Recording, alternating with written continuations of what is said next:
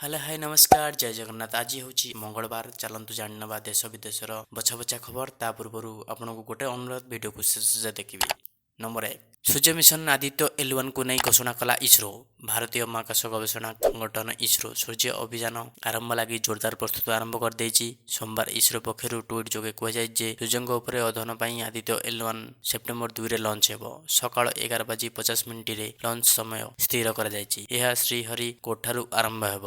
Number 2, Kochi Bangalore जाउथिबा विमान को मिला बोमा धमक। कोचीरू बांग्लोर जाउथिबा एक इंडिगो विमान बोमा धमक पाइबा परे उत्तेजना देखा जाइछि। विमान रे समुदाय 139 जन यात्री थे। सोमवार कोची अंतर्जातीय विमान बंदर में बोमा धमक मिलवा पर समग्र यात्री को विमान ओह्लाई दी जाइछि। नंबर 3, डिसेम्बर सुधा समग्र भारत में पहुंचब 5G सेवा कहले मुकेश अंबानी। मुकेश अंबानी नेतृत्वाधीन रिलायंस इंडस्ट्रीज लिमिटेड 46तम एजीएम आरंभ होइछि। डिसेम्बर सुधा 5G सेवा समग्र भारत में पहुंचब मुकेश अंबानी कहते। जिओर ग्राहक संख्या 45 कोटी अधिक। भारत में द्रुततम 5G रोल आउट घटी। प्रत्येक मासरे यूजर्स हाराहारी 25 GB डाटा व्यवहार कर जिओर आय सर्वाधिक। नंबर 4, नीरज चोप्रा को अभिनंदन जणाइले मुख्यमंत्री योगी। बुदापेस्ट रे चलिथिबा विश्व एथलेटिक चैंपियनशिप रे नीरज चोप्रा जावलिन थ्रो रे स्वर्ण पदक जीति इतिहास सृष्टि करछन्ती। द्वितीय राउंड रे से 28.17 मीटर थ्रो सहित स्वर्ण पदक हासिल कर विश्व एथलेटिक चैंपियनशिप रे स्वर्ण पदक जीतिथिबा प्रथम भारतीय होइछन्ती। नंबर 5, G20 सम्मेलन में सामिल हेबे कानाडा प्रधानमंत्री। सेप्टेम्बर 9 एवं 10 रे भारत में अनुष्ठित होबाकू जिबा G20 सम्मेलन में कानाडार प्रधानमंत्री जस्टिन ट्रुडो सामिल हेबे। यहाकू जस्टिन ट्रुडो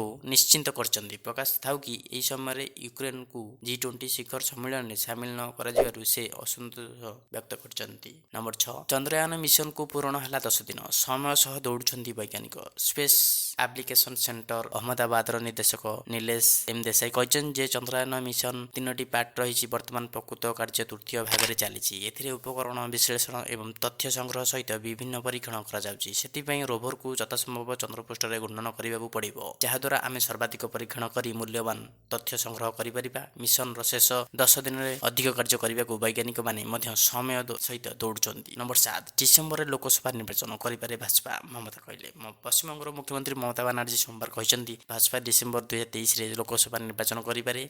से दाबी कर भाजपा प्रचार पर समस्त हेलिकप्टर बुक करिछि। टीएमसी युव इंकर एक रैली को संबोधन कर सचेतन देते भाजपार तृतीय कार्यकाल निश्चित हम जे देश निरंकुश शासन सम्मुखीन हम। नंबर 8, युक्त 3 नामलेखा शेष। 2023-24 शिक्षावर्ष निमंते स्नातक यूजी चतुर्थ पर्याय नामलेखा सोमवार शेष होइछि। एही पर्याय मोट 30,000 रु ऊर्ध्व छात्र छात्री नाम लेखा मोट केते संख्यक छात्र छात्री नाम लेखाइथिले ताहा मंगलवार सकाळ 10टारे ई स्पेस अपलोड रे हेबा पर स्पष्ट हब। तेबे नामलेखा विलंब हेबारु गत 21 तारिख रु राज्यर समस्त डिग्री कॉलेज रे युक्त 3 प्रथम वर्ष पाठपढ़ा आरंभ हो जाइछि। नंबर 9, विश्वकप पूर्व बढ़िला ऑस्ट्रेलिया टेंशन। विश्वकप 2023 अक्टोबर 5 रु आरंभ हब। यह पूर्व ऑस्ट्रेलिया टेंशन वृद्धि पाइछि। आहत कारण दलर वेटरान ग्लेन मैक्सवेल को दल को बाद करा जाइछि। 30 अगस्त रु ऑस्ट्रेलिया एवं दक्षिण आफ्रिका मध्य T20 एवं दिनिकिया सीरीज खेला जिवो। मैक्सवेल T20 सीरीज रे खेलिबाकू समर्थ हेबे नाही। नंबर 10, विश्वकप पई पाकिस्तान रो नुआ जर्सी उन्मोचित।